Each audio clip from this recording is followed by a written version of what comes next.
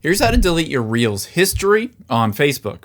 Now, if you're on the Facebook app on your iPhone or Android, or even a computer, and let's say you tapped on Reels and started watching some Reels, but you wanted to delete out that history, you have two different options. The first option is navigate to the Reels page. Again, just tap on Reels at the bottom, or it might say videos. And what you're going to do on any reel is pause it. So once you're on a reel, take your finger and tap on it to pause. And after you've done that, you'll see the three dots at the top right. Just tap on those and then tap on Watch History. You can see it'll show you all of the reels that you have recently watched. However, on here, I can just tap on it to open it up.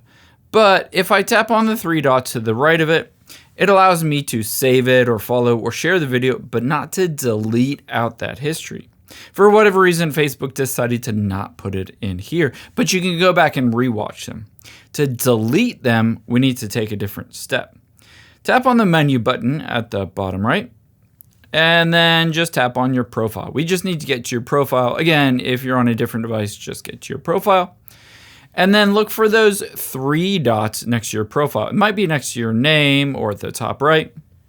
But from here, you can see at the bottom, it says View Activity Log. So let's just tap on that, and we can filter down to just the reels that we've watched. So open up your Facebook activity. And then from here, you can see a number of different things. For whatever reason, they did not put it in the section for Reels, again, for whatever reason. But if you scroll up, you're going to open up Posts. Even though that's not a post that you created, open that up and tap on See More, and then choose Videos You've Watched.